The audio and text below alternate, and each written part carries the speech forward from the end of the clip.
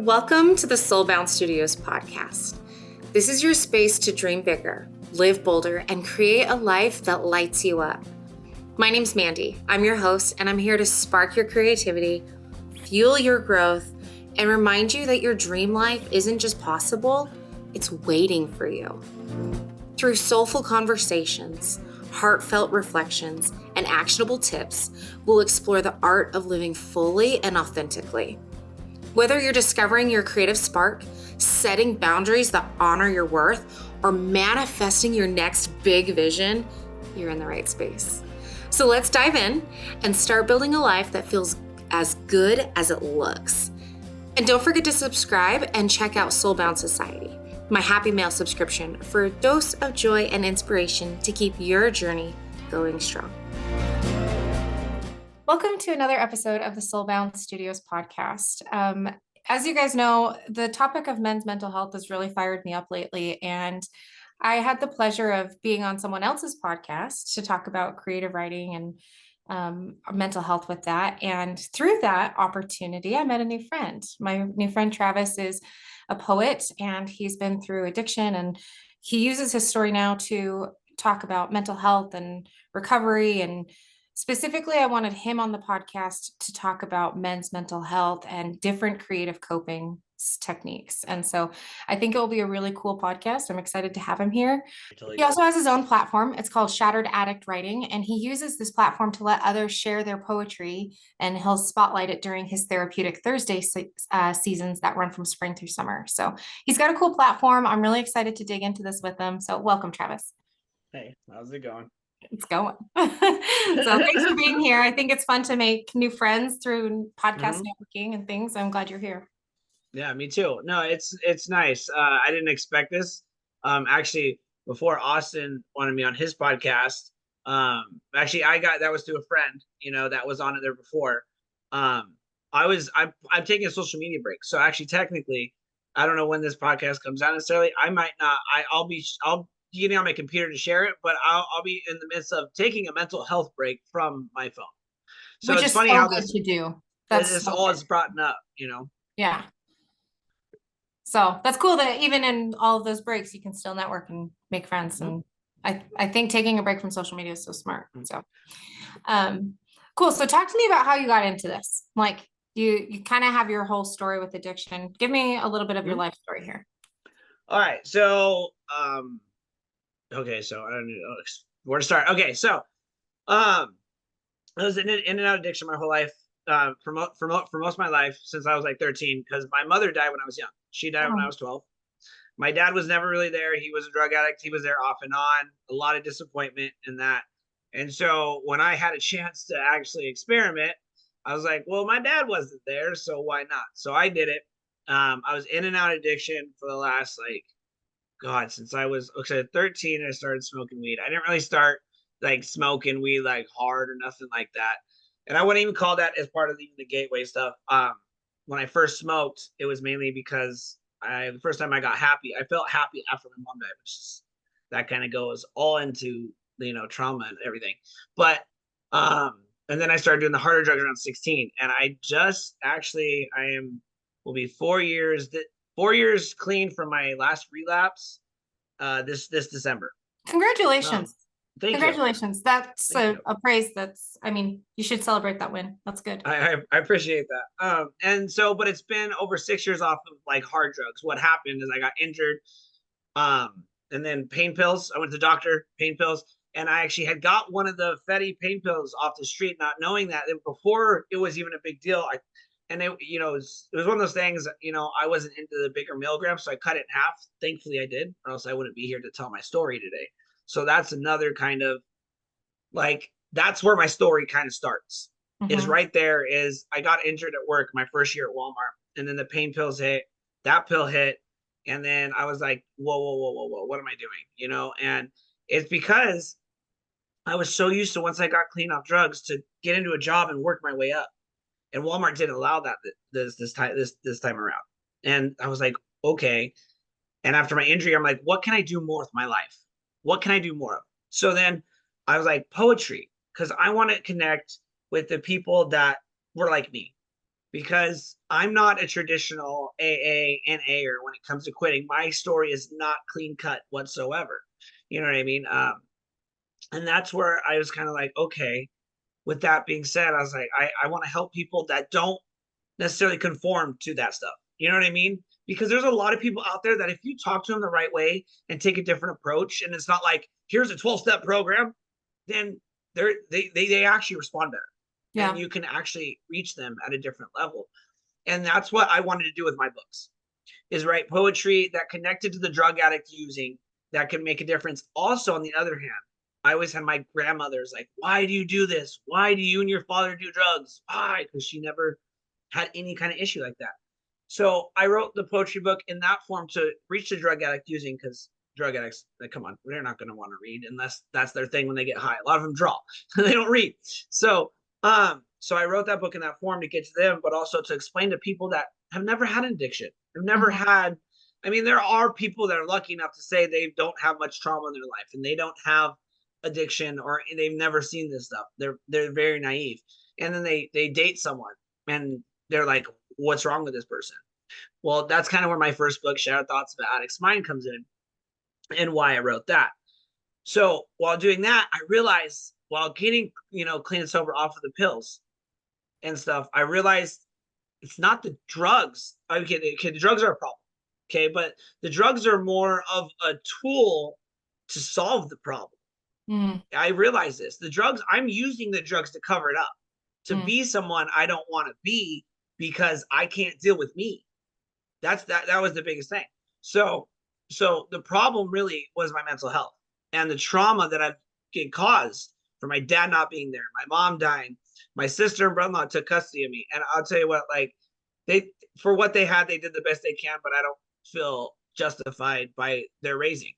My brother was an alcoholic, and I believe he's sober now, but both of those two I don't talk to because they were toxic. And even when I got clean and sober, I realized the more sober I've gotten, the more I realized I'm not like them. They're not people I would hang out with in public. So I told them, I don't want you part of my life.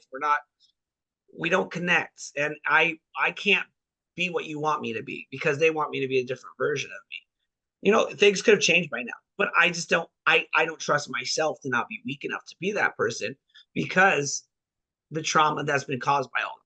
So that's where the mental health comes in, is all the addiction aspects, everything. I realized my problem isn't the drugs.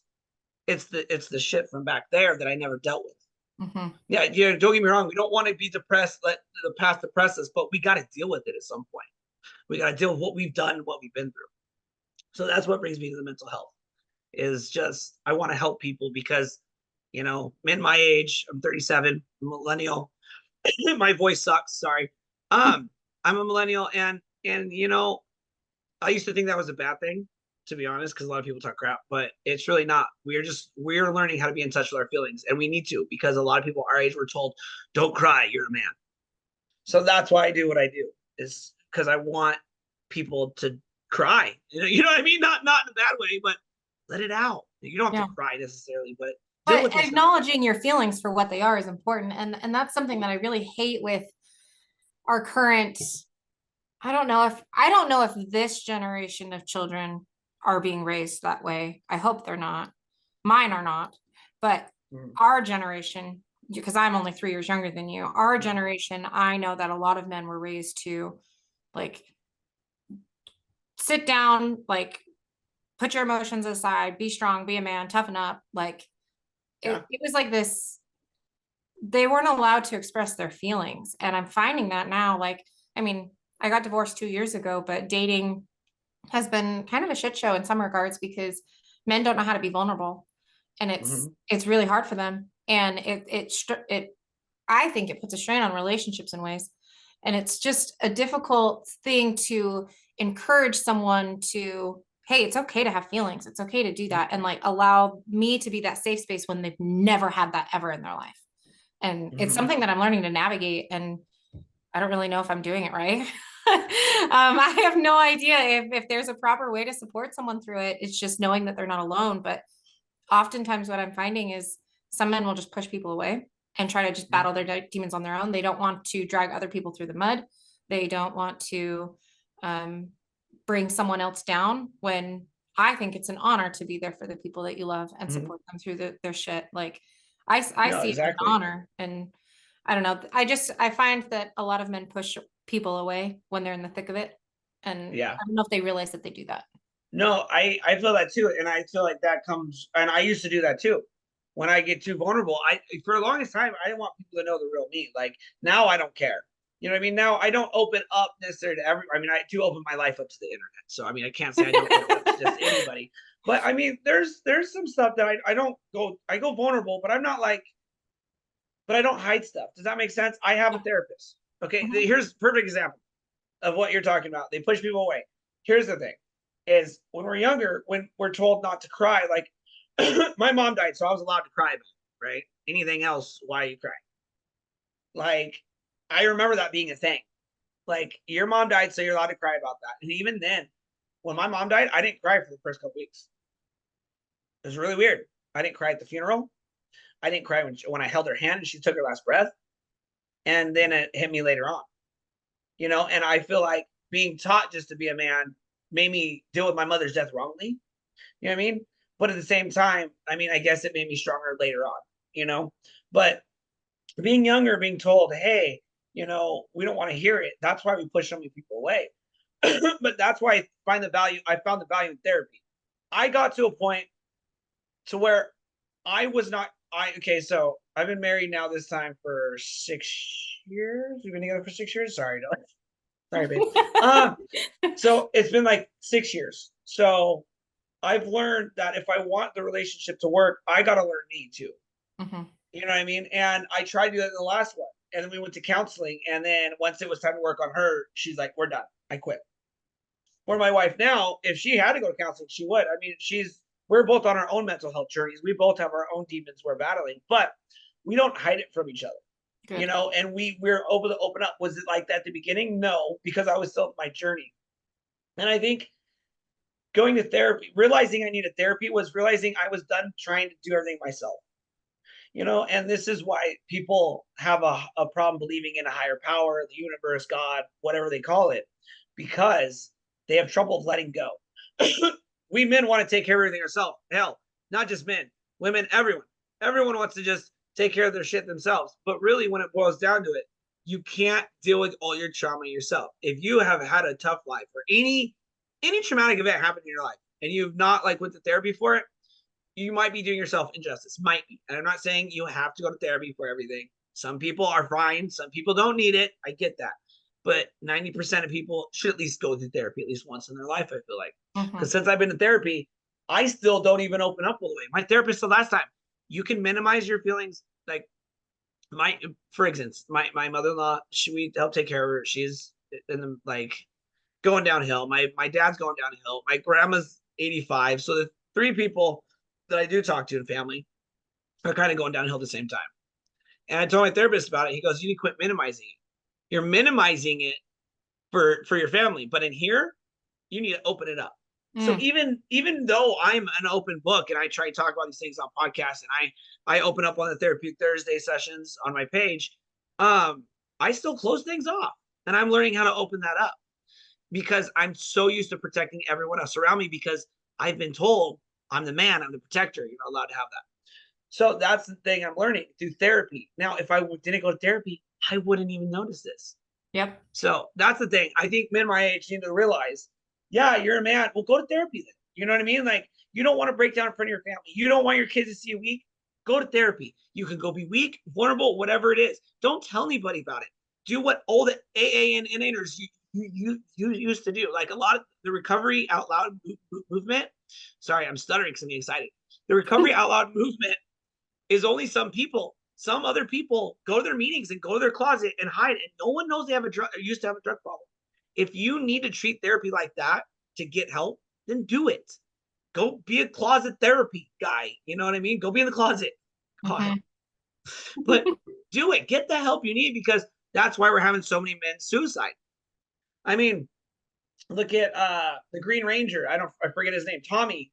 Not Tommy is not his real name. Oh my god, I follow him. Jason David Frank committed suicide 2 years ago Mm. because he was having troubles with life. And he was even a mental health figure. So it's Mm, like we all go through it, but we all need to find the right help, I feel like. yeah. And also too with the therapy thing, before I move on, or if we move on for that, like therapy, you're not always going to find the first therapist the right therapist. Okay, that's something we need to camp on for just a second, because Okay. this is a struggle that I've found with people. Oh, I tried therapy and it did nothing for me. Okay, did you try a Mhm. different therapist? Like, Exactly. it's one of those things that it's just like finding a partner or a friend or something. Mhm. You're not going to jive with everyone, and you need to Exactly. find someone that understands what you've been through. One of my favorite therapists was a mom. Like, she just understood my vibe, like what I was going through, because she personally had been through that. Not that she shared her life with me, but she Mhm. just offered a different level of empathy, I think. Yeah, exactly. And I did also have another therapist that I did enjoy, and it was a totally different realm. He was like, it was like I was talking to my best friend's dad when I'd go, Yeah. like, I'd go into therapy, and it was like I was talking to my best friend's dad. Both of them helped me in so many ways with different perspectives and Mhm. different things. And the very first meeting I had with the male therapist, I was like, ugh, I don't know if this is going to work. But I stuck it out and I tried Mhm. it, and I was receptive and I was open to it. And I'm really glad I was, because he was with me through my divorce and then after the divorce and like all of the things. Mhm. And he eventually was like, dude, you don't need me. Like, you're good. You graduated. He's like, you can always make an appointment whenever you want, but I think you're solid. Mhm. And so That's awesome. it was several months of, consistent appointments. And then he's like, no, I think you're good. Mhm. You've got a good mindset. And I graduated, which was cool. Sometimes I think about going back just to kind of have some, I don't know, maintenance, I guess. Yeah.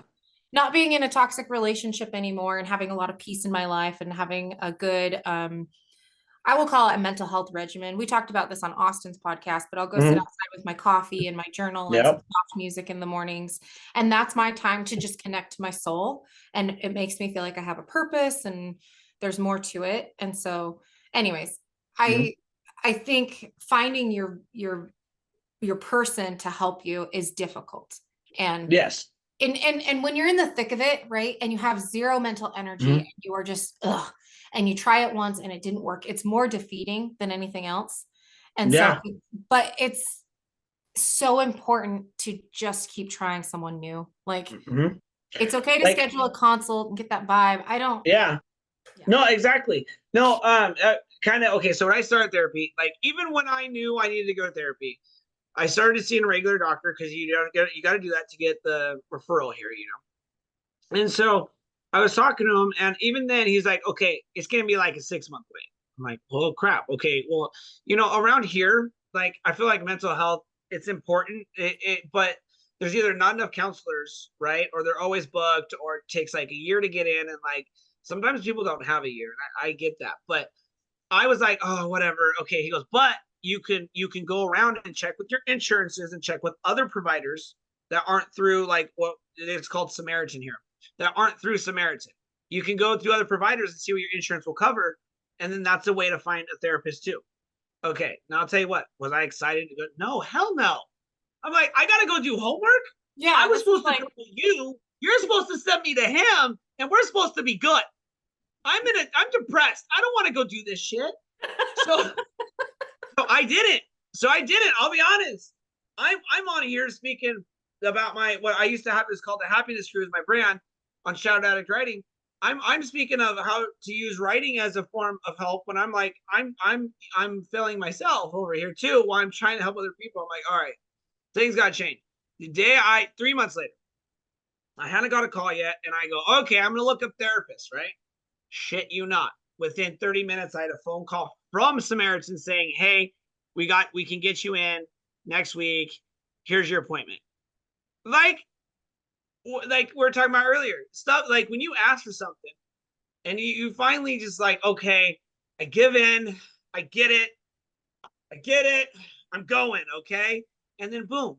And now the therapist I have is the first therapist I went to. But also, I was hesitant, like you were with the male therapist.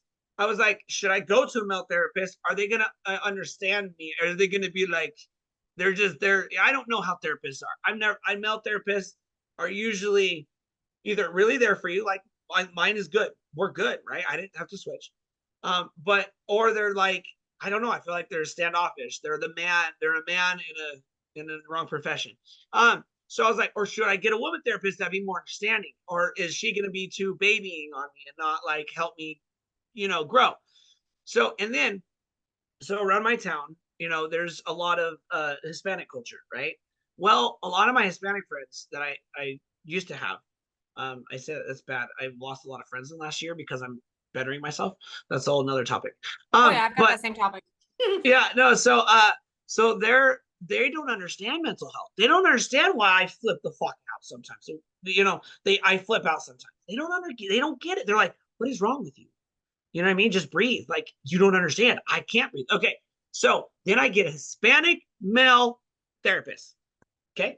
And I'm like, dude, the whole like week before that, I'm like, dude, this is a mistake. He's definitely not gonna understand me. I don't even know why I'm doing this. I'm not gonna go. And I almost didn't. And I went. We get ourselves so psyched up over whatever stereotypes we have learned through our lives. Like, I'm not saying what you've been taught by other people. Like, when you experience life and you experience different cultures, you understand that different cultures think differently, and that's completely fine. You know what I mean? But then you have stereotypes in your head that you've made from your life experiences.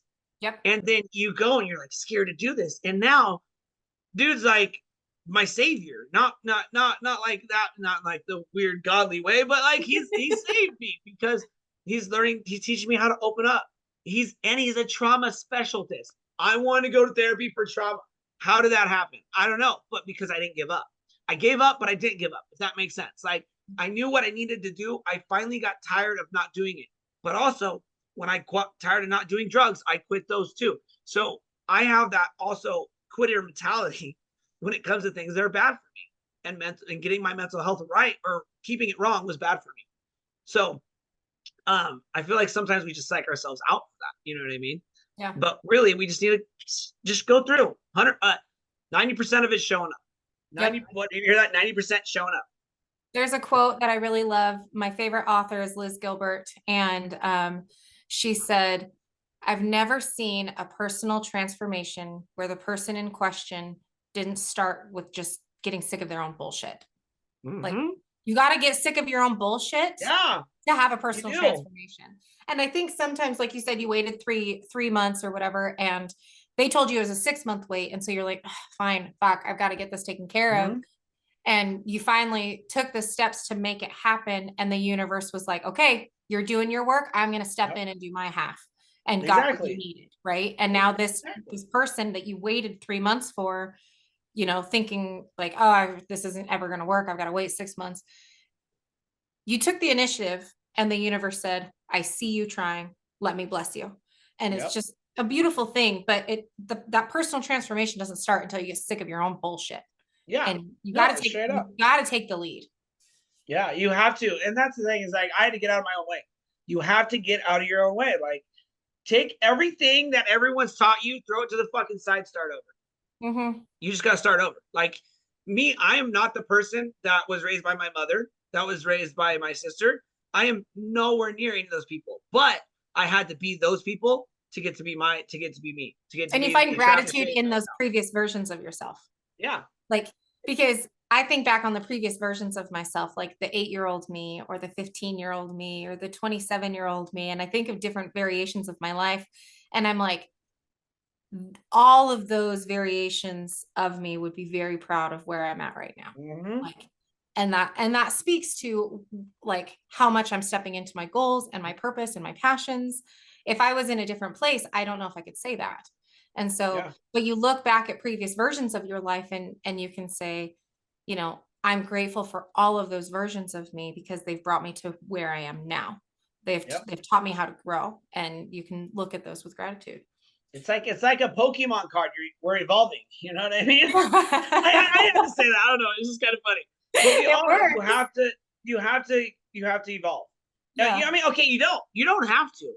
We can even hit that side. You don't have to evolve. You can stay where you're at. If you're watching this and you're happy where you're at, go and stay there. You don't have to evolve. But for most of us, we have to evolve to want better, to want more, to be better, to be the more we need to be. You know what I mean? Yeah. Because I mean, you have kids, I have kids. our lives aren't just about us. Nope. I'm not going to therapy just for me. I'm going to therapy to show my boys. I have all boys. I have one boy that doesn't even talk to me because of the mental health thing and his mom, and I don't even want to get into that. But you know what I mean? But my two boys I have here, I got to show them how to be strong, but how to be vulnerable when they need to be. Not because sometimes they're crybabies. I ain't gonna lie. I kind of messed up. All kids are, and too much. I sometimes I'm like, fuck, am I fucking up my kids? Yeah, you know what I mean? So, but the other day, my son, I forgot. I wish I remember. Okay, my memory sucks sometimes. But he did something, and I'm like, man, okay, I'm doing good. You know, and that's why I talked to my therapist. I was like, am I too babying or am I too strong? He explained there's certain names for these kind of parentings, and I'm actually more in the middle.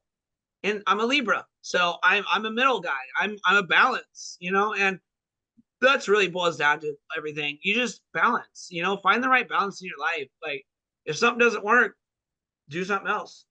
You know what I mean? Or like me, I work at Walmart. I don't hide that fact anymore. I've been there for 5 years. And I hated it when I first started. I hated working. I didn't want to work for the man. You know what I mean? And don't get me wrong. Is it toxic? Hell yeah, there's toxic people. But do I let them ruin my day? No. If anything, I go make their day even worse or better because I smile and I say, hey, how you doing? And you know, sometimes it's just funny. So, but you gotta find that balance in life. I feel like mental health, and if I didn't go to therapy, I wouldn't be as happy as I am because I was a very, you see how up I am. I've always had the high energy. I used to be angry with the high energy. Oh, yeah. And that's a rough one when you've got all sorts of things going on inside your soul and you don't know how to balance it all. And you're just kind of like stressed out all the fucking time and you can't figure out why it manifests in rage. And you're like, I don't know why I'm such an angry person, and you don't want to be that way. But then you're like, but why is it this way? And really the only way you can get through that stuff is being self-aware and going through therapy and like calling some of that stuff out. Like that was something that my male therapist helped me with, because I was like, he helped me understand that my mom rage that I was experiencing, and that it's one of those things that I feel like is a toxic trait of sorts, that I openly say, I just need you guys to know I'm not mad. You didn't do anything wrong. I'm just overstimulated. We have to clean this house. There's too much noise. There's something going on. I'm not mad. I'm just overstimulated and I need to kind of re-regulate. And I tell them that. I say, I need to go self-regulate. I need to go sit and have some quiet time on the porch. And I need you guys to respect my quiet time so I can come back in here calmly and we can address the chaos together. Like, exactly. I've had to learn how to communicate that to my family. And I think that they've seen so much growth, so much accountability. Like, I think that they can see it. And I kind of got that vibe when you were talking about your boys too, and you wanting to show up for them. They can see the growth and the accountability. Oh yeah. Because dude, I haven't been the best parent. I mean, my boys are 9 and 5, and I've been, what I say, it was 4 years this December off of pills. I mean, they don't know me on meth, which is good. But, you know, so I anger, dude. Like, dude, that's why I'm doing it too. Because I've been angry. I've yelled in front of them. Not like, I'm like, me and my wife now, we've never like fought like me and my exes have ever, bro. Like, no yelling or nothing. But like, I've got overstimulated, stressed out. There's too much going on. I'm like, everyone just needs to stop, you know? And I yell. I'm like, just everyone, leave me alone, you know? And I've had that. That's another reason why I'm in therapy, because my anger. I mean, I'm even on, okay. So that's another thing when it comes down to my recovery, when I say it's not so clean cut, right? Is because I'm still on antidepressants, which some people don't consider that clean. But also, I also use THC in an edible form and at nighttime, you know what I mean, to kind of calm the brain. Okay, I'm not sitting over here getting baked all the time, but it's what they call Cali sober. It's a new term that they're starting to use, and a lot of people think it's in A and NA. They don't agree with it, and I get it. But THC can be used as a medicine. So I mean, with my therapist, I don't want to be on it forever. I'm working on getting rid of it because I don't identify as a stoner anymore. And I want to be completely off everything, even the meds, but I don't know if that's possible. See, that's another thing. I'm working with my therapist. He goes, I want to help you with this, but also you need to understand you haven't been, okay. I used to think THC helped with anxiety. That's not true. It helps with your mood. So it's a mood stabilizer and it helps with your depression. So we're working on getting me off of that and then getting me off the other meds. You know what I mean? So where I don't use it for that, for a mood or anything like that, it's like those, people that use drinking here and there to also calm down. You know what I mean? So, we're working on that, but that's what I'm saying. Like the therapy is making me better overall. So I don't yell at my kids too. You know what I mean? Like, and so I don't have to go outside and light up a joint every time my kids get mad at me, because that they know you go outside. I don't smoke cigarettes anymore. What else am I doing out there? I don't hide shit from my kids. Mhm. I mean, I'm not in front of them either. Like, hey, check this out. But I don't hide the struggle for my kids, because I want them to know struggle is real, and I don't want you to struggle like this. I don't want you to cope like this. I don't want you to use these tools. I want to learn other tools, to show you tools, because I don't want you to have to smoke weed to be okay. Yeah. You know what I mean? I And my love dad this never quit because using till lately. yeah. So, And you're finding out what you need and you're working with a therapist to like better your life. You're being self-aware. Like there's so many good things in this. And what I really love about it too is that your kids can see the growth and they can see like that you're trying and that you're human. And I think that's the best thing we can teach our kids is that, hey, I don't always have it together. I don't always know the answer. I'm going through life for the very first time, just like you are. And to show up for your kids in that way, I think is very powerful. I think they're going to learn more about it. But if you're trying and you're teaching them healthy coping and you're teaching them that therapy is good and that their emotions are never wrong, like it's okay, like you're doing a fantastic job. Like, and I think sometimes we forget to tell other people that they're doing a good job, especially when we feel like we're in the shithole, right? I'm like, oh yeah, I haven't done dishes in a week. Like my sink is fucking full. The laundry, that's us right now too. The laundry downstairs is embarrassing. I'm like, I should probably do that if people are going to come over. Like it's so embarrassing. But do you know what? My kids are happy. Yeah.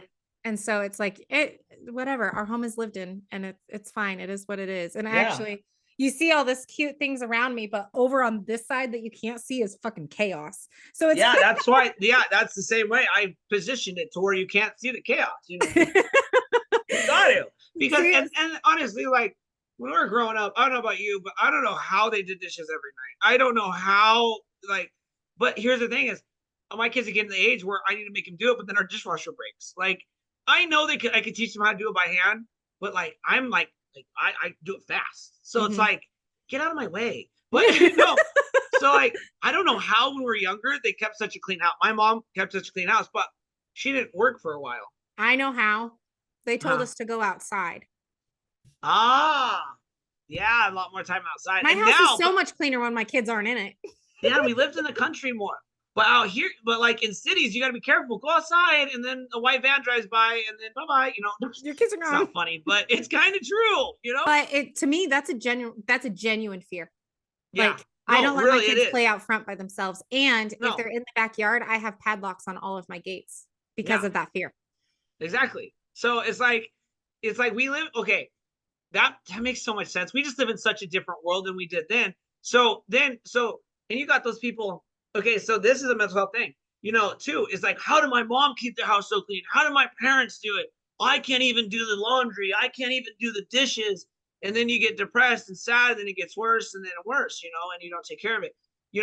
Some people, when their house is a mess, they're a mess. You know what I mean? Like, but, I feel like learning to let go, like, okay, you have kids. Okay, me and my wife, our 2 kids, my mother-in-law, and then one of her friends and kids staying with us right now. You think laundry is ever going to be completely done? No. So I told them, I go, guys, get over it. Do what we can. Make sure we have clothes to live in. You know what I mean? Make sure I have work clothes. Okay, make sure the kids have clothes for school every day, and we're fine. If we have to do laundry every day, we have to do laundry every day.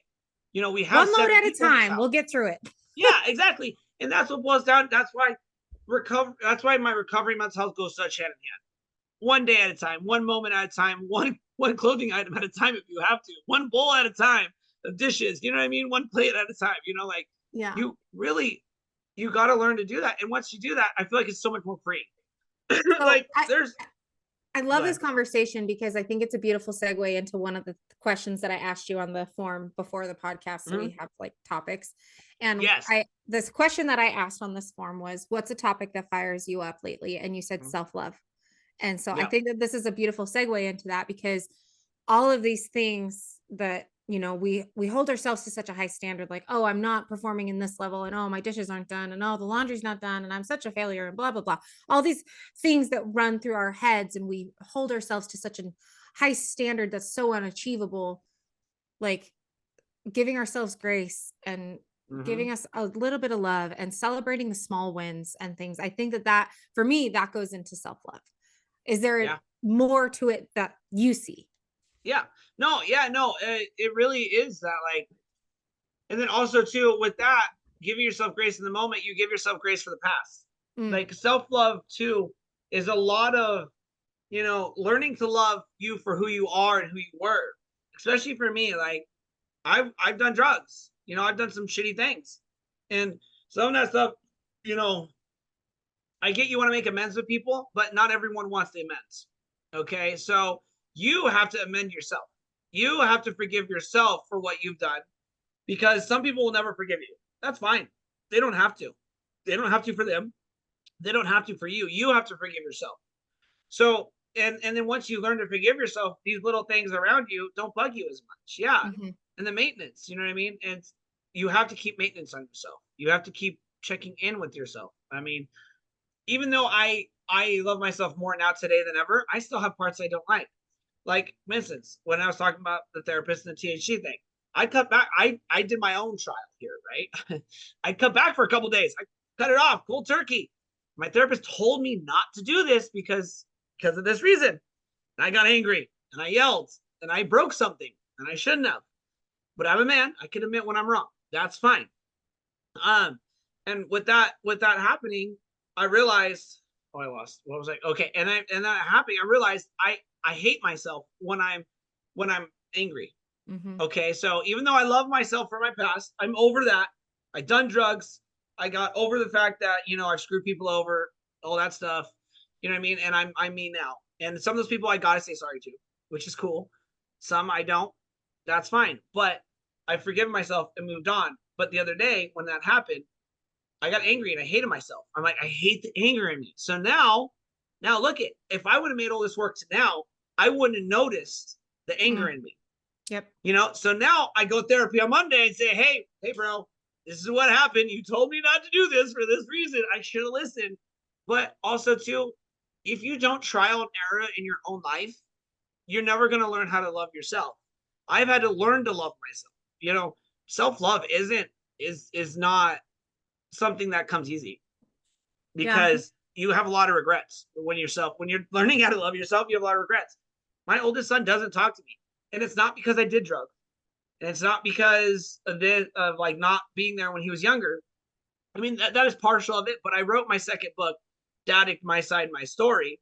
And that was the book saying, hey, this is how I felt about everything to my sister, my brother, to everyone. And then I wrote a couple poems of things I wanted to say to my son, but I never could because I don't think his mom would allow me. You know what I mean? Because we're very different. I didn't like to cross lines. I tried not to, but I did anyways with the book, I guess. So I guess that crossed some lines. But here's the thing: I could sit here and be like, "Oh my god, my life's over. My firstborn doesn't talk to me." A lot of people take pride in the firstborn. You know what I mean? A lot of people take that pride. I was taught to take that pride because I'm the only one to my dad. So, and I'm a junior. So, so that happening, I had to learn to love myself over that. Does it still hurt some days? Yes. But I had to learn that I made the mistakes to make this happen. Now, I can't do nothing now because they don't want the forgiveness. They don't want to hear I'm sorry. But if I would have fought harder then, I wouldn't be in the position now. So here's the thing: I'd accept that when I had the chance to fight for him, I didn't. But yet, I'm here now, and when he is ready to come back, because eventually most people that separate from their kid, and I'm living a decent life. I'm not going to go back to drugs. I will be available. I'm over all platforms. You know what I mean? You'll be able to find me. He comes back. I'll be there ready to say, hey, I'm sorry if I hurt your feelings, but let's move forward. You know what I mean? Mhm. Because that's all you can do. And with that being said, you have to learn to love yourself for everything you've done, can't do, and won't do in the future. Yeah. You know what I mean? Well, and I think as an adult too, sometimes it's nice to when those opportunities to rebuild, and I don't know about what's the word I was gonna try to use? not just rebuild, but like reignite that Mhm. relationship with your son when or if he comes around as an adult. It can like it can be a very cathartic moment, because it could be a time for him to also see that you're human and that you're trying and that Mhm. you're growing, and then for him to be able to express his side of things as well, Mhm. and you'd be at the place where you can understand from his side. And Exactly. I think it's a beautiful thing, and I hope that when he's ready he does, and that's a good Mhm. thing for you guys. I think that will be really beautiful. It's so hard, like, people think that once you have kids, you got to like have your shit figured out, and just sometimes you Yeah. just don't. No, And dude. my oldest has seen me through so many different phases of my life, and like she's grown up with me, because I had just turned 20 when I got married, and I think I had her. I remember being big pregnant on my 21st birthday. I was Yeah. the DD for my 21st birthday. So she just grew up with me. Like I was young when I had her, and then I had all these other babies, and it just was so much. And Shalay has seen so much growth in me. Mhm. And I love that for her, because I think she's starting to see that it's okay to say sorry, and it's okay to be overstimulated with all these little kids around, and it's okay to do all those things. It's just how we control ourselves, and how we I keep telling my kids, the energy you put out into the universe is the energy you receive in return. So Mhm. if you put out love and kindness into the kindness, if Yeah. you put out hatred and evil words, it's hard for the universe to give you love back. And Exactly. I think the universe will always love you, but it's like you have to be so self-aware of what you're doing, and the energies you're putting out Mhm. into the world too. Yeah, and when you get to being more self-aware, be careful what you ask for. Oh God, yeah. Because then the universe is like, all right, you want to know more about yourself? Here, I'm going to There- give you an opportunity for you to yeah. learn. So be ready for it. But Yeah. no, what you said about your kid, that reminds me of what I was talking about earlier. The proud moment, my son, my middle son, he's getting the age, he's 9. He's already hitting puberty, which is really weird. I probably shouldn't say it on camera. Oh well. His voice is changing. It's getting deeper as we speak. It's weird. He talked the other day. He's like, I'm like, what's wrong?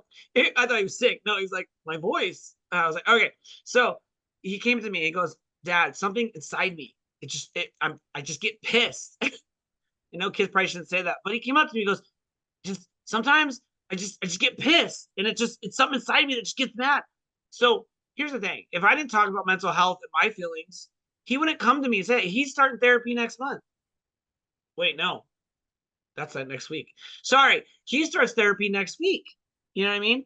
And he wants therapy because I go to therapy to better myself. So Good. that's the moment I was talking about earlier. Is now this generation of kids, if we take a stand now and make mental health an issue, an importance, make the mental health issue an importance, then we're gonna have kids grow up and they're not gonna question who they are a lot. I mean, at least not as long. Hell, I didn't find myself till I was 35 almost. Like even I'm Mhm. 37.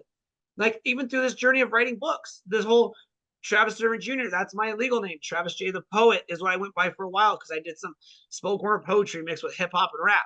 And now I'm considering just going by Travis J again because Travis Sturtevant Jr. I don't know, it's just weird, but I legal name has to go on the books. Mm. So because Amazon's weird, so I got to put the legal name. But I don't even like my first name. I feel like I'm Travis J more than anything, and the poet just comes with being the poet. Just comes in my writing, but I'm not really just a poet. That's why I'm considering dropping the poet part. Anyways, point being is like I've made my way to this person to where I can show my son, hey, when you grow up, you don't have to struggle like me. Fix it now, because he's seen his nana almost died 8 times, like Mm. in the last couple years. That's what I'm saying. Like, and we just got the news the other day that like she has to have a surgery. Well, if she has a surgery, it's coma pretty much because she's had so many surgeries. So, and he knows that. He's not dumb. I don't hide it from him. And my dad got 4 years to live. Like, so it's like that's one of those things. And now he's going to therapy so he can better understand these things. And if we do that for our kids now, like not saying you have to put your kid in therapy, but if they come to you and say, "Hey, I got an issue," send them to a therapist Mhm. because you can't you can try to help them, but a therapist, a non-biased person out of the situation is going to help them. And then we're going to have these men grown up that are mentally strong and physically strong now.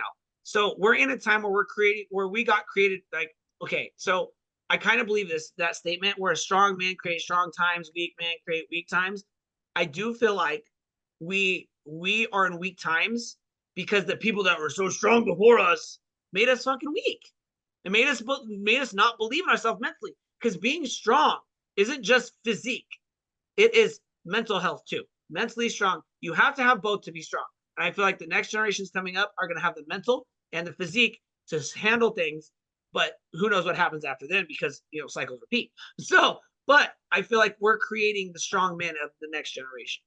Which I love that too. And you talked about, you have a 9-year-old and a 5-year-old, and so do I. Yes. But my 9-year-old and 5-year-olds are girls. My 7-year-old, he turns 7 in a couple weeks. He's my boy. But my 9-year-old daughter comes to me, and I don't know what it is about that age, but I think they're just starting to become more aware of like the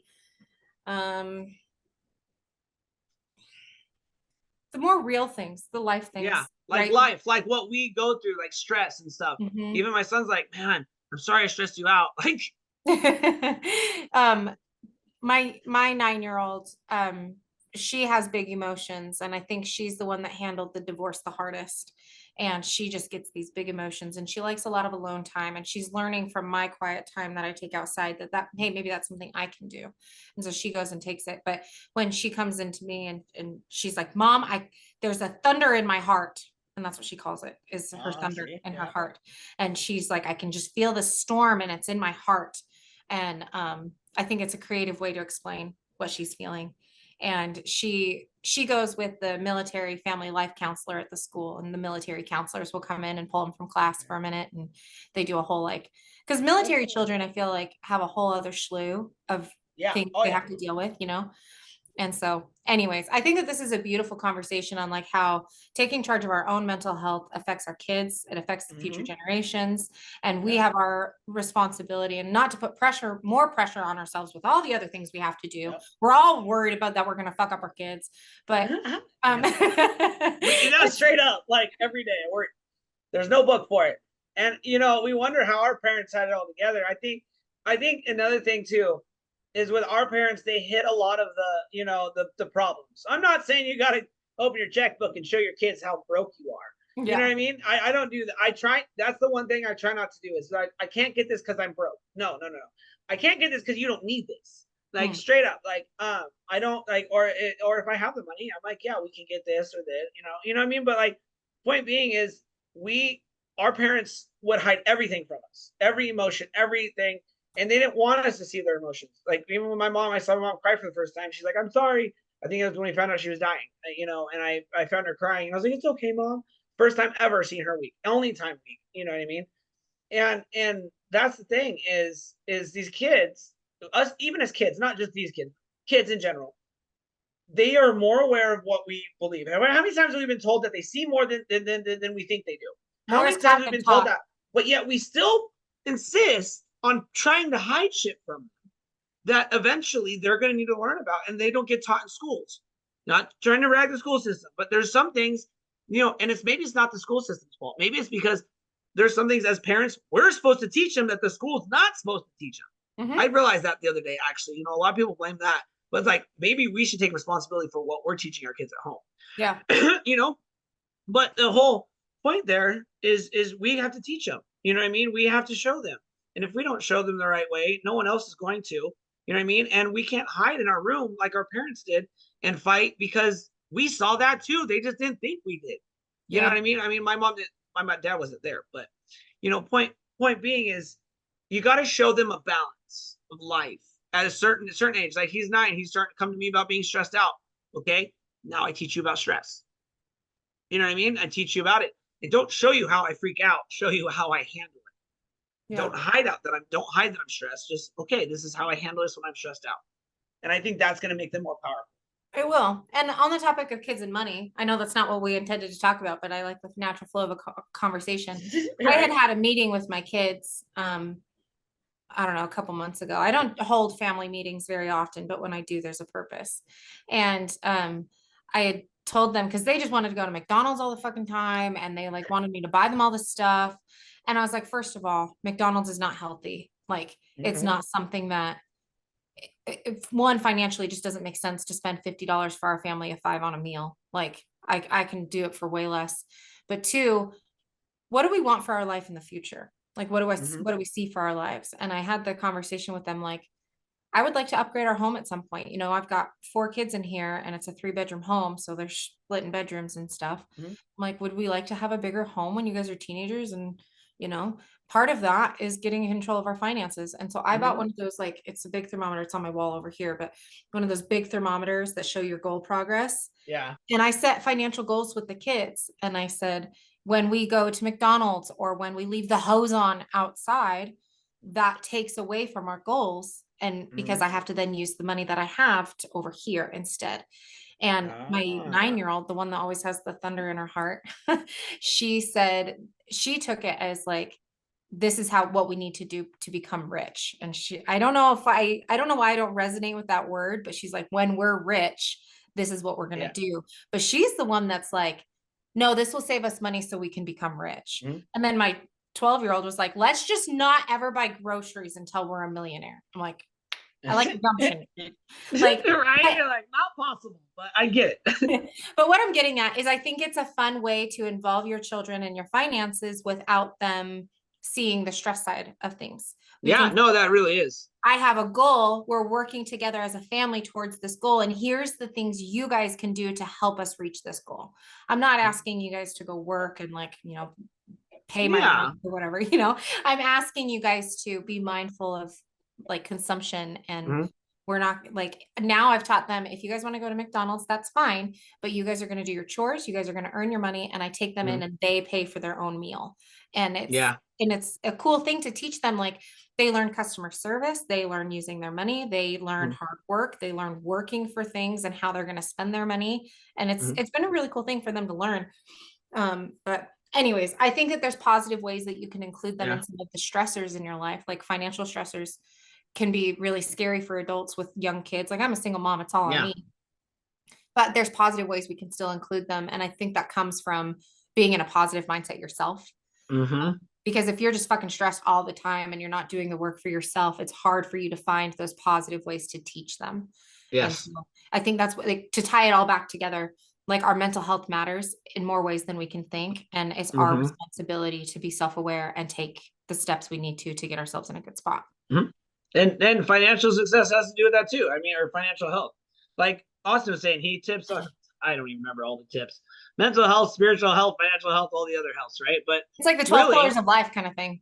Yeah, you know, I mean, it's like, it is pillars of life. Like, but here's the thing too, you know, since we're talking about that real quick, is success is not depict on the money you have, though. I feel like I get what you're saying about the kid and the rich thing. My 5-year-old is like, when we're rich, can we have a bigger house? I'm like, okay, now I need to teach you how to save money or something. Now you said that, I'm like, that's great. But what was I? Well, I lost my track of thought. But, like, there are pillars. Oh, success isn't depicted on how much money you have. Success depicts on where you're at in life, because not all of us, success is different for all of us, for one. And for two, if success is money for you, you probably don't have a family. You know what I mean? Like, my buddy is a music artist. He doesn't want kids because he wants to be successful there. You got to give and take. And you're not always going to have what you thought as a kid was success. Me, like, my therapist brought this out. This has to do with mental health too. Straight up, this all has to do with this. Is I was so depressed and like, I'm not successful enough. I'm 37. I don't do all this stuff. Well, you know, because of our mother-in-law, we own one of our cars. I did own both of our cars, but I just had to upgrade. So, you know, money goes there. But we own our home. We don't own our lot because we live in a mobile home park. But, like, I am successful. We own our home. We own a car. We have a new car. It's a Ford Edge Titanium. It is. I did not realize it was, like, top of the line when I bought it, but it's 2 years old. So, you know, it's for 2 years old, but it's still a nice car. So that's just material things. I have kids that come to me about their stressors because I'm dealing with my stress. That's success right there. I have a family that loves me. I have people around me that love me. I have close friends that are there for me if I need them. I don't burden them with my stuff, but if I needed to, I could. You know what I mean? Success is so many different things. Are you healthy? Are you alive? Are you breathing? Success is in so many different forms. I think we get so caught up in money and this and that because this world has taught us to be all about money. And honestly, you know, there's a lot more people happy without money than there is with money. You know what I mean? And don't get me wrong, I want to be financially set, but I don't need all of like if I get to a point where I'm making enough money and I'm good, guess what? The rest charity. I'm gonna find a charity or build a charity, and then I'm gonna give back. But not everyone has that outlook.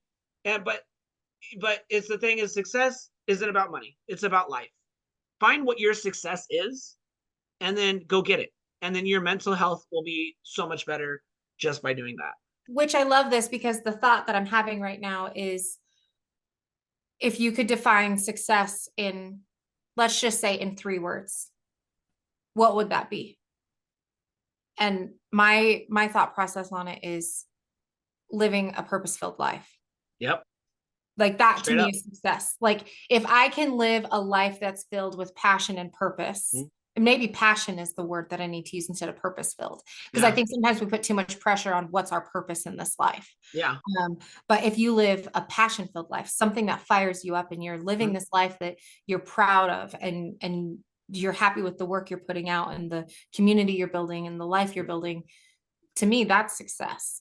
Yeah, exactly. If you're building that I would say, if I were to define success in 3 or 4 words, that would be my phrase. What would yours be? Well, that's kind of like what I put on the forum, the happy to be here. Oh yeah, I wanted to dig into that. Talk to me about your happy to be here mantra. Happy to be here. Okay, so Mod's son, I've met him twice actually. I went to 2 of his concerts. In 2020, I found him because MGK came back from rapping into pop punk. Everyone knows that. MGK and him are best friends. He was on a song, and then I found him. So cool, MGK. I like him. Don't get me wrong. But Mod's son, his music. He made hippie hop for a while, and then he overdosed and almost died. And now he makes more pop punk music, not because of that, but it was in the middle of that. But the hippie hop he used to make is happy. It's happy to be here is one of his songs, and happy as fuck like is one of his songs. My favorite shirt is my skin. All those titles sound, they're about loving yourself. And the self-love I learned from Mod's son. Here's the crazy thing. Once I learned a little bit more about him, he's 6 months older than me. We're the same age. And I've met him twice. I actually just, what's today? Today's Friday, right? Yeah. 2 nights ago, we had a concert. We went to his concert in Seattle.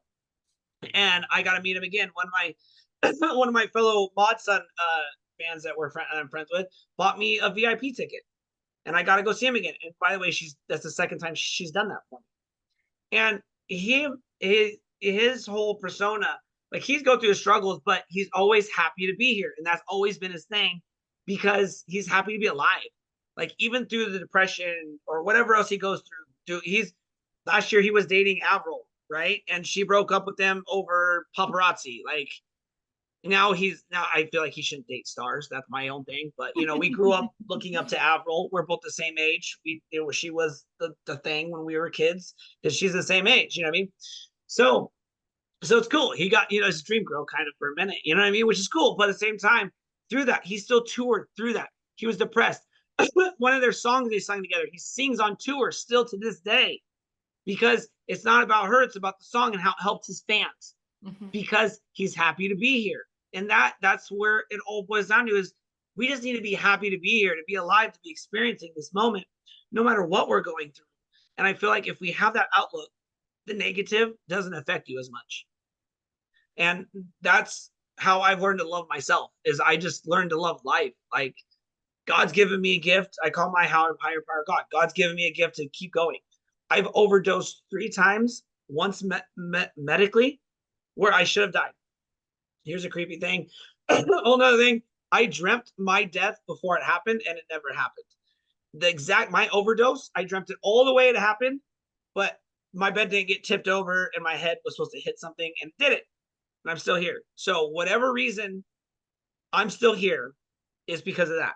It's because I've learned to love myself so I can help other people, because I don't just need to be happy to be here. Mod's son just doesn't need to be happy to be here, but everyone needs to be happy to be here because you got a chance to be here. 1 out of a million little swimmers, and you're here. You know what I mean? Like, it sucks. This world sucks. I'll be honest. Let me just put that out there. This world sucks, guys. It's not easy to keep my shit straight either. But if you just try to look at the bright side. Just try to be happy. Eventually, you'll be happy. And life isn't all about happiness. It's about the journey, too. It's not about that destination. That's another thing when it comes to self-love. I do want to say that is I have learned so many of us are focused on destination. Stop. Because once you get there, you're going to want more. Mhm. So just enjoy the journey.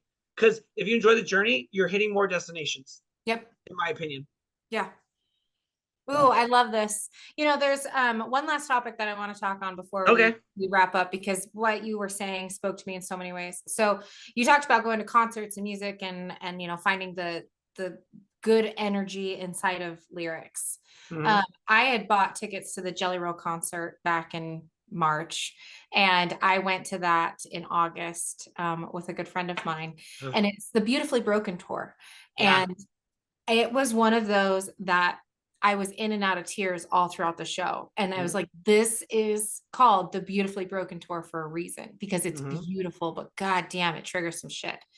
And so, anyways, I remember specifically one song that really hit me really hard. And I think of you with it. I think you can relate to it. And it's Jelly Roll's song called She. I don't know And if I heard that one. it's a song about addiction, and it's like she was the life of the party, and it's Oh, yeah. No, I know what song you're talking about. yeah.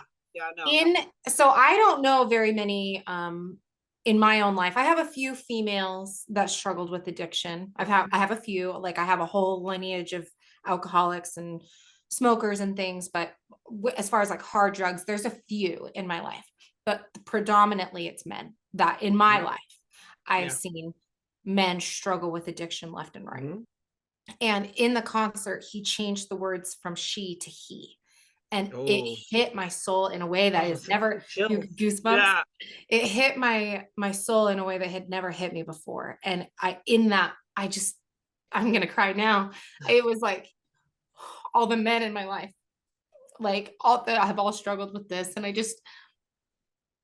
it that concert was right around the same time that I taught that therapeutic art class, Mhm. and men showed up to the class. And it's, you're telling this story, and then I'm meeting with more.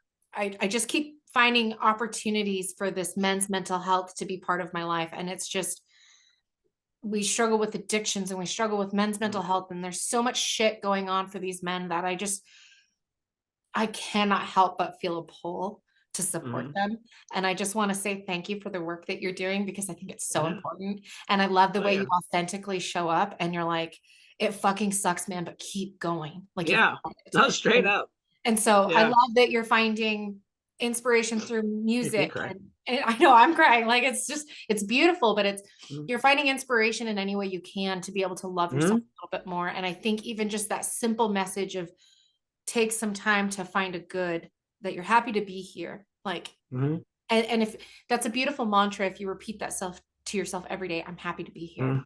I'm happy to be here. You'll start Mhm. to believe it. And Yeah. there's a quote by Gandhi. I actually have it in my journal, and it's, I'm glad I have it just at hand, but it's keep your thoughts positive because your thoughts become your words.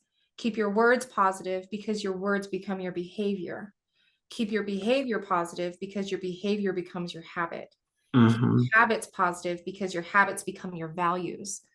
Keep your values positive because your values become your destiny. And it all Mhm. just starts with even just a single mantra of I'm happy. Yeah. I'm Yeah. happy to No, be. and like in my journal, like I do that too with I love myself. I believe in myself. I'm worth it. There's other ones I've used, but I gotta bring another artist real quick. His name is Mike Posner. You might know him. He sung Pill and Ibiza. I took a pill in Ibiza. And then they're poppy songs. If you don't know him, check him out. You'll hear it and be like, oh, I know this guy. He just made a song called A Beautiful Day. And he does guided meditations every now and then.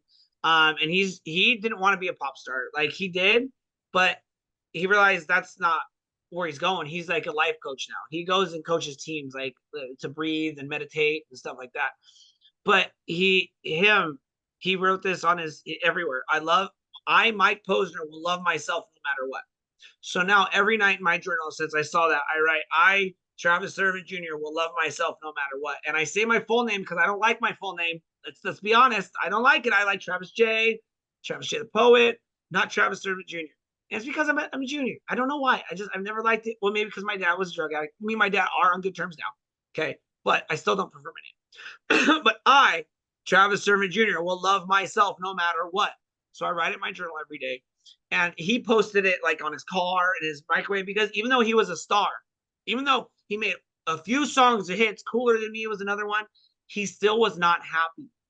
So he went and found how to be happy, and now he's teaching that to other people. So your therapy could be that, straight up. That's why I brought that up.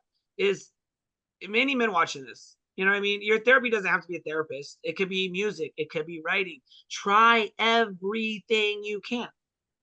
You know what I mean? Art. That's mine.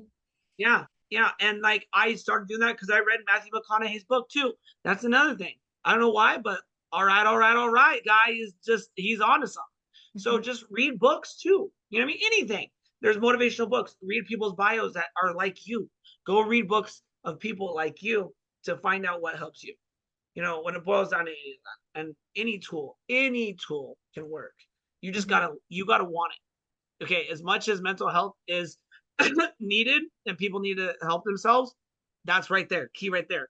Just like addicts, you can't help someone if they don't want it. Yep. And that's why men push people away a lot. You know what I mean? And when you said something about the men and addiction, one more thing I do want to say. I don't know how much time we have, but you know. Okay, cool. Okay, so as you keep talking, I just want to keep digging in. Yeah, I know, right? So men also, that made me think of something when I was talking about how we were taught to like hide ourselves, right? Hide our true feelings. Why do you think a lot of men my age have went to drugs? To hide their feelings and hide their true selves, and a lot of them do in secret. How many men do you know go drink every weekend? That's not a healthy behavior. I'm not downing people that drink. If you have a drink here and there, I'm not downing that. But if you drink consistently every single weekend to get trash or black out, you're still an alcoholic, but it's not just about being an alcoholic. It's about, what are you hiding? Why on the weekends when you're not working, you can't deal with yourself? You know what I mean? And I feel like because your parents told you they don't want to hear your shit, go cry in the corner. And that's why we're doing so good with our kids. And that's why men have such a problem with addiction. It's just crazy because I thought of that. When you said that, a lot of females I know can break away, can like quit doing drugs. There are some that are, you know, I do believe addiction is a chemical imbalance and disease as well to an extent. That's a whole nother podcast. But when it comes down to it, women are easier to get off it sometimes compared to the men. That's crazy. Probably as a statistically whole, I think you're correct. I would have to look up the statistics on it, but I bet there's some statistics on men's mental health and drug addiction and the difference in that in women. There's, you know, we talk about these things in kind of like a mantra based or, you know, like personal experiences, but there's science behind this stuff. Oh, like, yeah, there is. There's reasons why I think men struggle more with things, especially in today's culture and the way that this generation specifically was raised. And I think that every generation is going to have their struggle with it.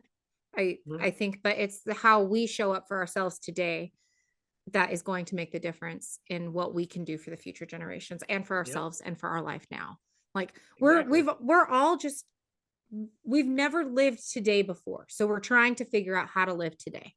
And that applies at any age. Like we're all on the earth for the very first time and we're here, we're figuring it out. So yeah. And no one person next to us is going to experience the same thing the same way we do. That's another thing oh God, this keep going. Okay, so that's another thing about mental health. You can't go to someone either and be like, they understood this part, but not this part. Okay, stop right there. No one is ever going to 100% understand you like you understand yourself. There are people that will relate and people that can help. That doesn't mean that they're going to understand every word you say. Right.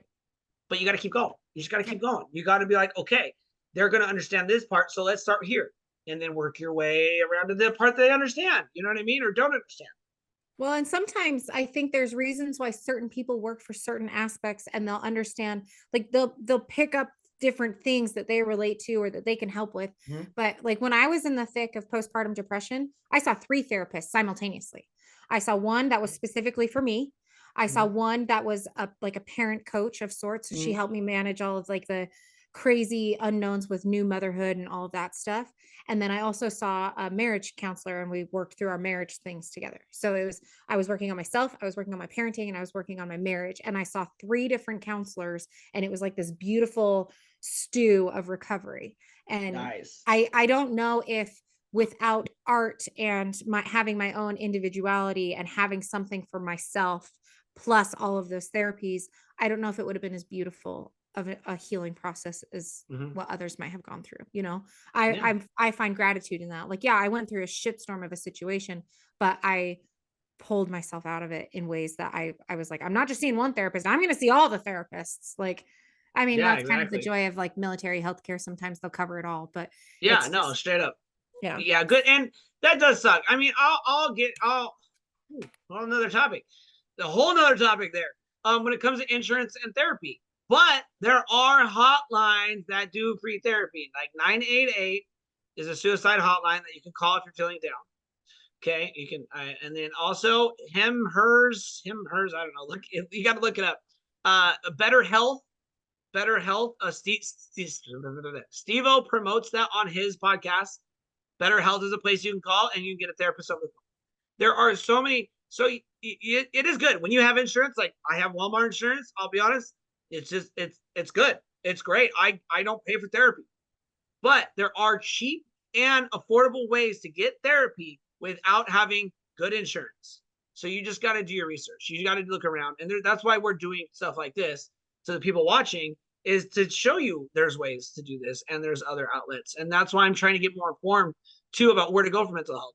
Hell, I'm going back to college to get my master's to know more about mental health, so I can help people better online, not just online, but in person. But you know what I mean, online, because that gives me more knowledge to be able to better, not necessarily diagnose, but better guide people.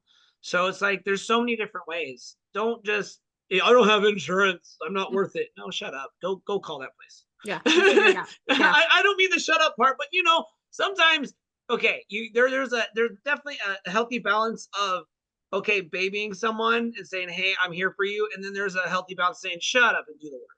Yeah. You know what I mean? Like we all have our shit, but you got to do the work too. You got to do the work while you're depressed. It sucks, but you got to do it sometimes. Well, and the analogy I had used with this guy that I'd most recently dated, he was like, I'm at rock bottom and I don't know if I have the energy to get out of this mess.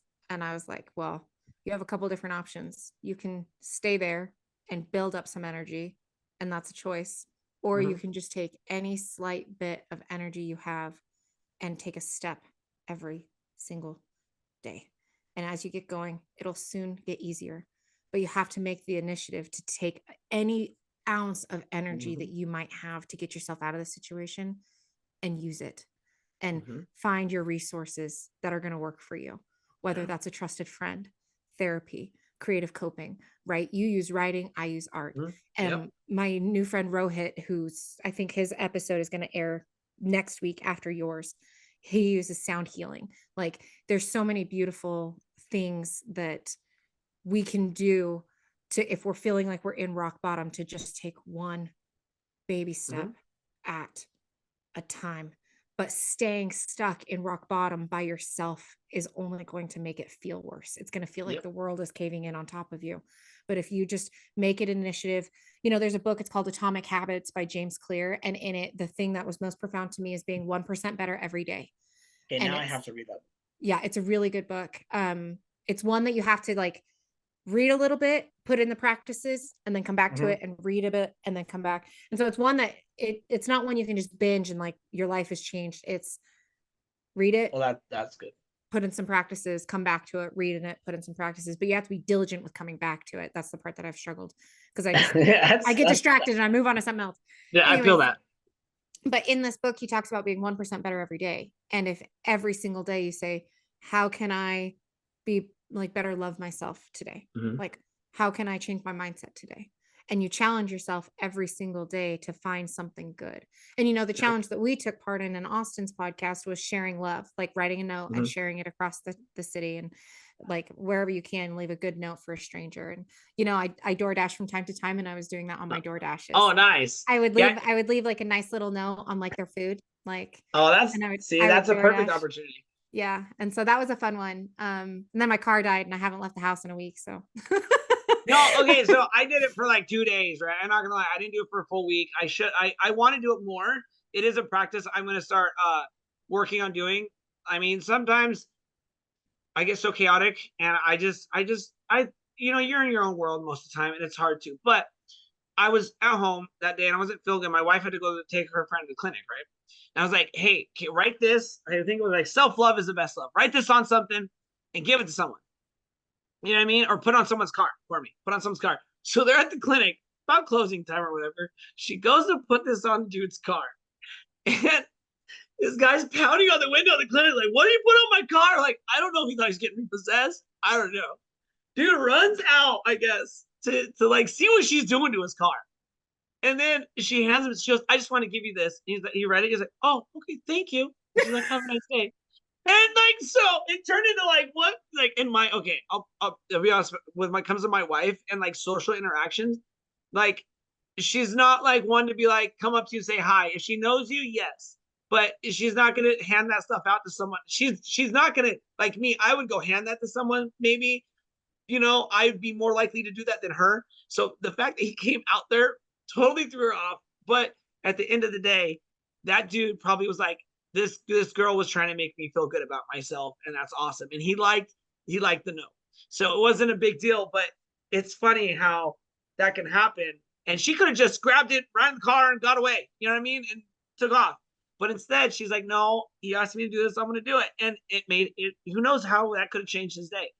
You never know how those acts can do for people. mm-hmm. You don't know where people are at mentally. Like, I've heard, okay, so when the Therapy Thursday sessions I do from spring to summer, I used to do year round, but it's hard to write poetry consistently for me because I get writer's block a lot because I'm old, got so much always going on.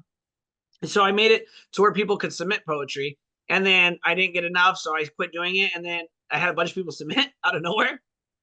So I figured I'll do seasons with podcasts with it, right? And then, okay, so the reason I kept going with Therapy Thursday, and it's grown to what it is, one time I posted a poem, a little short poem. I got inspiration from memes. Okay, let's go back real quick. Therapy Thursday started because I got inspiration from a meme. I was in a down moment, and I was like, oh, life sucks. And I read this quote. I don't remember what the quote said, but it uplifted me. I was like, how can I do this for other people? Therapy Thursday. I'll write a certain poem or have someone write a poem about addiction, mental health, love, whatever. Write it, whatever. I don't give prompts. You send me a poem, I will showcase it. We can have an interview about it like this, or I can talk about it on a live. But I did that once before it evolved to what it is now. Someone said, thank you for posting this today. It saved my life. Mm. That's only happened once. I think once. And maybe happened with my book too. I remember someone saying that with my book. But here's the thing, is you don't know where anyone's at in their mental health. So if you post something that you're going through and you're sharing your story like I do, I recover out loud. I share my shit out loud. So there's some stuff I probably shouldn't post.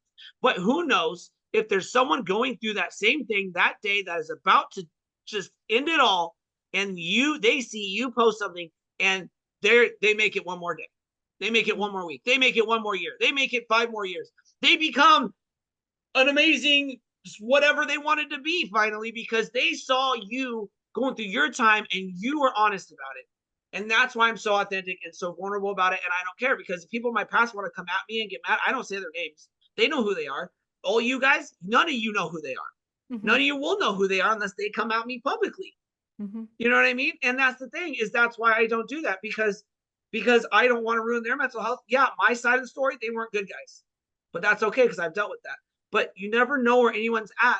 You could save someone's life with your poetry, with a post, with that little card. That could have saved that kid's life. His boss could have just reamed him and he's like, I'm going to end it all. But he didn't because of that. Yeah. So that's, I think it's, no, I think it was so beautiful. I think it was powerful. And I think it's hard for, people to realize like there's life outside of their own chaos, right? Yeah. Sometimes we get so stuck in our own, like, oh, I'm stressed financially, or, this is going to the shitter, or my job is a mess. And, just all these things that we can get stuck in our own little chaos of our world and our corner of the universe. Mm-hmm. But when you step outside and you think, maybe, just maybe, there's someone out there going through the exact same shit I'm going through. Just maybe. Exactly. And if we recover out loud together, we can heal together. We can Yeah. grow together. It's an opportunity to build community. And I think that's like the foundation of everything that I'm building right now with Soulbound Studios. It's not just it's not just art and mental health. It's mindset. It's creative coping. It's building a community of people that get it. Like Yep. a safe space where people can just come together and just find some form of whatever it is that lights your soul on fire. Yep. That's what we're doing. And I think that your message ties in beautifully with it. I love everything Mhm. you're doing. You've dropped a couple plugins to your books and your social media and Yep. stuff. I'm going to put all of the notes in the show notes, but just real Okay. quick, if someone wants to get in touch with you or follow you on Instagram or whatever it is, what's the best way for them to be in touch with you? So when it comes to anything, just Shattered Addict on Instagram or Facebook. I mean, you can look up Travis Sturtevant Jr. on Facebook and Travis J. the Poet on Instagram too. But when it comes to the therapeutic stuff, it's all Shattered Addict Writing. So on Instagram, be Shattered Addict, and on Facebook, it's Shattered Addict Writing. But I think the tag is still Shattered Addict. I think it's at Shattered Addict, no matter which way you look at it. There's no other Shattered Addicts besides me, so you'll find me. So with that being said, I do want to put a little promo here. The Therapeutic Thursdays, if you guys do want to submit, even though I'll be on a mental health break in the moment this podcast being released, you can email me at shatteredaddictwriting@gmail.com to submit your poetry. And if you don't want to submit poetry, come check it out. It'll be, I don't know the dates, but April to end of August is when I will do them. So go ahead and submit today, and we'll get the interviews going. I'm doing it so I can pre-record the interviews instead of doing them live. So Perfect. That sounds good. And I'll put all of these notes inside the show notes so people can reference them and go back to them. So this was absolutely wonderful. There's so many things that I want to continue to dive in with you. I might have you on the podcast again. yeah, anytime. Especially to talk about the name. You mentioned it a couple times today that there's issues with your name there, and I've got the same struggles with my name. And I think that would be a whole conversation beautiful just for itself. Oh yeah. Definitely. So I'll probably invite you back because this was just beautiful. And I love the way you show up with authenticity. And I think that you can really serve a lot of people and just bless their lives in simple ways. Like there's purpose for your life, and you're showing other people that there's purpose for theirs. So thank you for being here. Yeah, no problem. Thank you for having me. I super appreciate it.